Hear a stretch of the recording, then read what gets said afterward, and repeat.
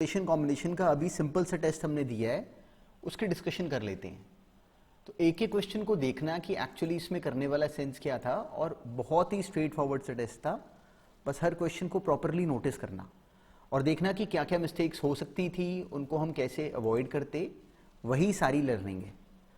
अब देखो इस क्वेश्चन में हमें क्या डिफाइंड था कि अ कमिटी ऑफ, हमें कहा गया कि a committee of 12 is to be formed. हमने कितने लोगों की कमेटी बनानी थी? 12 लोगों की कमेटी बनानी है, जिसमें कि 9 वुमेन हैं और 8 मेन हैं। In how many ways can this be done if at least 5 women have to be included. तो हमने कमेटी कितने की बनानी थी? 12 की। अब उसमें हमें 9 वुमेन गिवन थी और 8 हमें मेन गिवन थे। अब कंडीशन क्या थी कि एटलीस्ट 5 वुमेन तो हमने रखनी ही रखनी है। तो अब हमें ये क्लैरिटी है कि जब भी ये एटलीस्ट वाले क्वेश्चंस आएंगे तो हम इसमें केसेस बनाएंगे। हमने अब अगर इसमें अब 9 वुमेन हैं तो हमने फर्स्ट केस बनाया कि हमने 5 तो ले ली वुमेन, मतलब 9C5। कमेटी हमने कितने की बनानी है? 12 की। तो हमने 5 तो वुमेन ले ली। अब मेन जो 8 थे उसमें से हमने 7 मेन ले लिए, तो 5 वुमेन और 7 मेन मिला के 12 की कमेटी बन गई। या फिर हमने क्या करा, हमने सिंपली वुमेन हमने ले ली 6, 9 से 6 कर लिया, एंड मेन हमने ले लिए 9C6 कर लिया, एंड मेन हमने अब ले लिए 6। या फिर 9C7 इंटू 8C5, या फिर 9C8 इंटू 8C4, या फिर 9C9 इंटू 8C3। ये बनता जो इसका कंप्लीट पैटर्न बनता, जो क्वेश्चन हमसे पूछा गया। हमें क्या कहा गया था कि हमें चाहिए कि जो कमेटी बने उसमें एटलीस्ट 5 वुमेन तो होनी चाहिए, तो हमें उस चीज का ध्यान रखना था। अब इन how many of these committees the women hold the majority. तो वुमेन मेजॉरिटी में कब होंगी? हमें क्लैरिटी है कि ये केस देखो, यहाँ पे 7 वुमेन है, ये केस और ये केस। तो जो ये लास्ट 3 केसेस बने इसमें वुमेन मेजॉरिटी में है, और जो ये वाले 3 जो केसेस बने, तो इसी में से हम लोग जो इस वाले पार्ट का आंसर था वो तो हमारा साथ साथ बन गया। और मेन मेजॉरिटी में कहाँ पे हैं? बस ये एक सिंगल केस में। देखो यहाँ पे 7 मेन थे और 5 वुमेन थी, तो इस केस में दोनों बराबर थे, पर चलो वो हमसे पूछा ही नहीं गया, तो हमने एग्जैक्टली वो करा जो हमें कहा गया। अब नेक्स्ट देखते हैं। इसी तरह की अंडरस्टैंडिंग थी इस क्वेश्चन में भी। हमें गिवन था कि number of 18 guest have to be seated, half on each side of a long table. तो हमें ये सिचुएशन गिवन है, हमने क्या करना था? कहानी बनानी थी। 4 particular guest desire to sit on 1 particular side. तो कोई 4 पर्टिकुलर गेस्ट हैं जो कि एक पर्टिकुलर साइड पे बैठने में इंटरेस्टेड हैं, और 3 पर्टिकुलर गेस्ट हैं जो कि अदर साइड पे बैठने में इंटरेस्टेड हैं। अब देखो इसमें पता है काम की बात क्या थी? जो 4 पर्टिकुलर गेस्ट हैं उन्होंने ये नहीं कहा कि उन्होंने साथ बैठना है, बस उन्होंने इस साइड पे बैठना है। ऐसे 3 पर्टिकुलर गेस्ट जो हैं वो कहते हैं कि वो दूसरी साइड पे आ जाएं। टोटल कितने लोग हैं? 18। तो एक्चुअली 9 हमें इधर के लिए चाहिए, 9 इधर के लिए चाहिए। तो जब 4 और 3 लोगों ने अपनी सिटिंग की साइड डिसाइड कर ली, तो 7 लोगों ने तो अपनी साइड डिसाइड कर ली, बाकी लोग 18 में से कितने बचे? 11। तो अब उन 11 लोगों में से हम लोगों ने 5 लोग सिलेक्ट करे इस साइड के लिए। देखो 4 यहां पे पहले से ही है, 5 हम लोगों ने और सिलेक्ट कर लिए। तो जब हमने 11 में से 5 लोग सिलेक्ट कर लिए तो अब कितने बचे? 6 लोग। वो जो 6 लोग हैं उन 6 में से 6 लोगों को हमने सिलेक्ट कर लिया इस साइड के लिए। देखो मैं पूरी कहानी बना रहा हूं, मेन काम क्या है? ये स्टोरी बनाना। अब इधर भी 9 लोग हो गए, इधर भी 9 लोग हो गए। अब मुझे इन 9 लोगों को इस तरफ अरेंज करना था। तो that was factorial 9 into factorial 9। तो इस क्वेश्चन का जो कंप्लीट आंसर बनता वो ये बनता। और पता है देखो इस क्वेश्चन में वहां पे आपके लिए एग्जाम में जरूरी था ये मेंशन करना कि total 7 guests have decided their positions, remaining 11 guests are to be seated. पता है ये कहानी क्यों बनानी है? क्योंकि जब हमें ये ऐसे कहानी बनानी आती है ना, तो एक्चुअली हमारे माइंड में क्लैरिटी बनती है कि हमारा काम नंबर ऑफ वेज निकालना नहीं होता, स्टोरी बिल्डिंग होता है। जब स्टोरी बिल्डिंग राइट होगी तो क्वेश्चंस अपने आप राइट होंगे, वो बड़ी स्ट्रगल नहीं है, याद रखना ये बात। अब नेक्स्ट देखते हैं। अब देखो इस क्वेश्चन में हमें क्या कहा गया कि हमने there are 7 different consonants and 3 different vowels. You have to form 3-letter word each containing 2 consonants. 2 consonants लेने हैं तो ठीक है, 7 में से 2 consonants ले लो, and 3 different vowels हैं और 1 vowel लेना चाहिए, तो simply 3C1, so that the vowel is always between the 2 consonants. तो ये तो बिल्कुल ही लॉटरी लग गई है, हमने असाइनमेंट में भी करा हुआ था. तो वॉवल हमें यहाँ पे कॉन्सोनेंट चाहिए, यहाँ पे वॉवल चाहिए, यहाँ पे कॉन्सोनेंट चाहिए. तो वॉवल एक ही है, उसको बैठने की जगह कितनी हो गई 1. जो कॉन्सोनेंट्स हैं वो आपस में अरेंज कर सकते हैं 2 वेज में. फैक्टोरियल 2 बोल दो या 2 बोल दो, एक ही बात होती है वो. तो ये मेरा आंसर है. पर एग्जाम में अगर आप लोग डायरेक्टली ऐसे लिख के आए तो दैट इज अ क्राइम. हमने ऐसे नहीं करना. इसको हल्का सा एक्सप्लेन कर देना. इसको लिख देना, we have to select 2 vowels, 2 consonants, ऐसे लिख देना.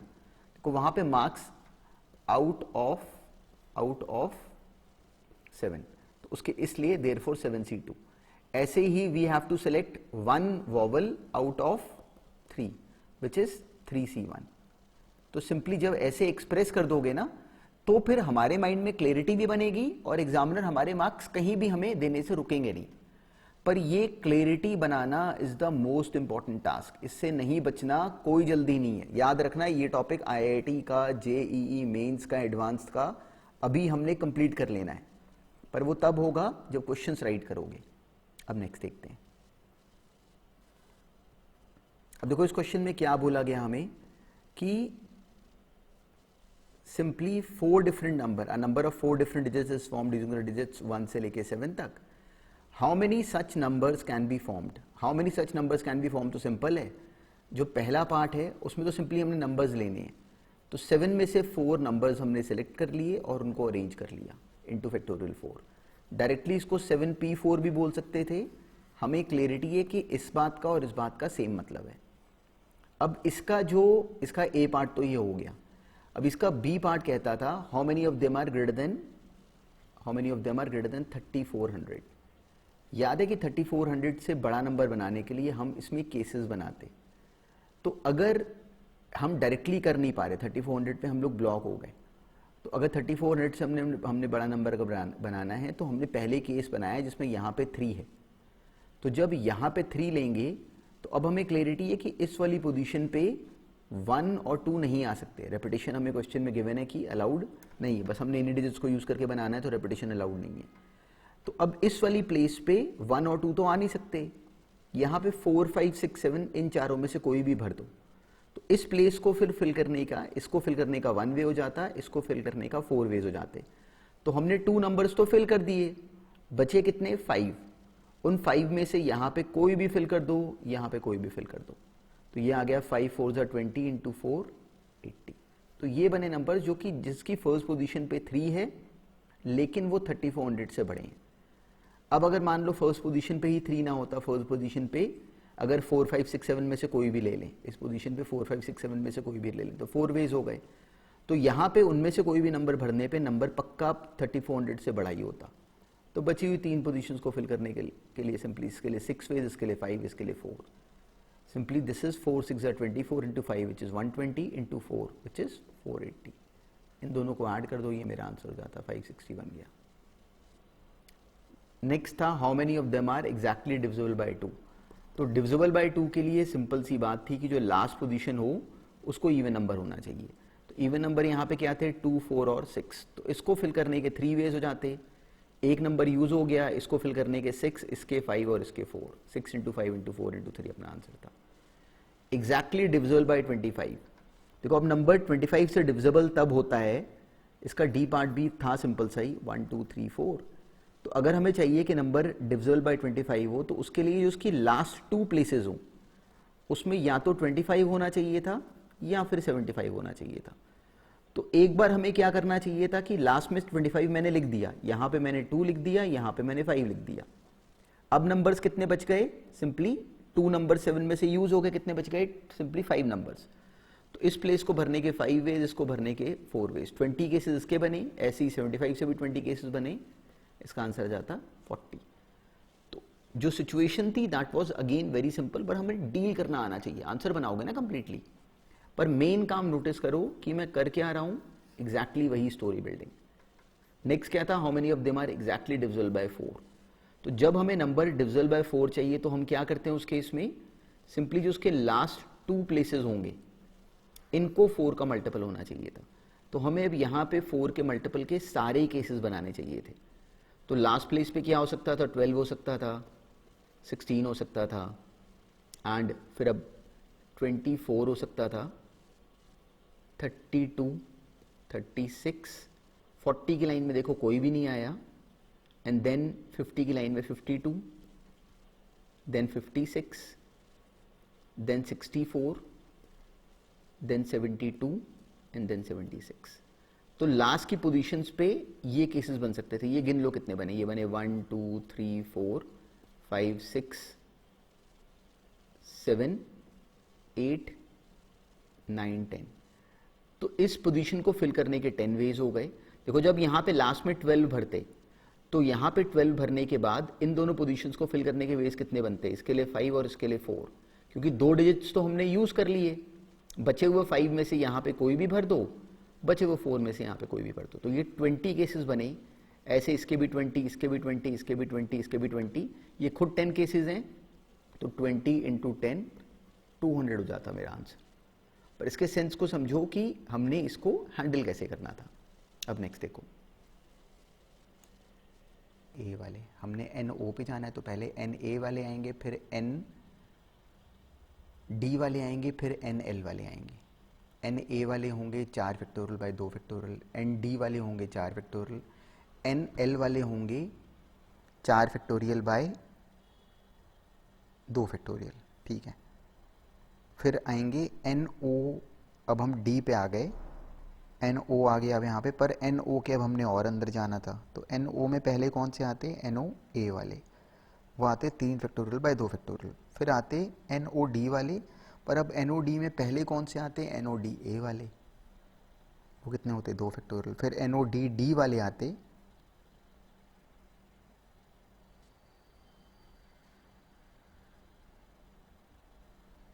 तो ये बन गया 240, 240 प्लस 24 प्लस 24 288, 288 प्लस 3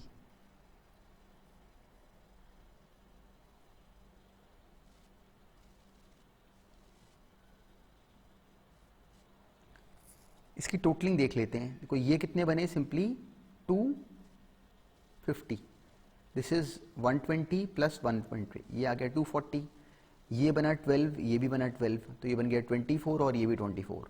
तो 240 plus 48 that would be 288, 288 plus 3 which is 291 plus 4 295 बनेगा, 305 नहीं 295 बना इसका रैंक।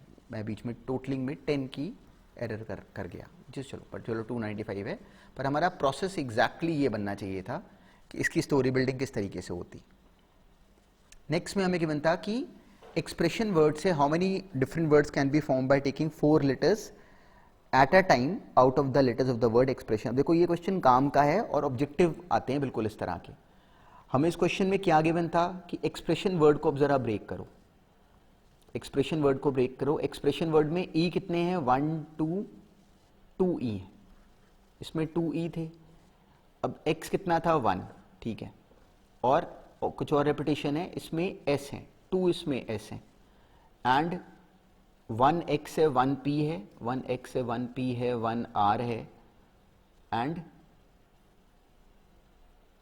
1 आई है, 1 ओ है, 1 एन है। अब इसको एक बार टोटलिंग करके हम लोग चेक कर लेते हैं। सिंपली हमारे पास कितने बन गए, 4 5 6 7 8 9 10। एक्सप्रेशन वर्ड में कितने बने, 1 2 3 4 5 6 7 8 1 2 3 4 5 6 7 8 9 10, ठीक है। तो अब जब हमने 4 लेटर का वर्ड बनाना है तो हमें इसमें केसेस बनाने पड़ते, क्या 2 सेम लें और 2 और सेम लें। तो यहाँ पे उसका केवल एक ही तरीका था, 2e ले लो और 2s ले लो। वो कैसे ले लें, तो सिंपली हम लोग इन 2 के 2 को ले लेते, हम लोग ये वाला पूरा बंडल उठा लेते और ये वाला पूरा बंडल उठा लेते। 2 ही बंडल थे, हमें दोनों ही लेने पड़ते। अब इनको अरेंज करते फैक्टोरियल 4 बाय फैक्टोरियल 2 फैक्टोरियल 2। क्यों करते ऐसा, क्योंकि इसमें 2 एक तरह के हैं, 2 एक तरह के हैं।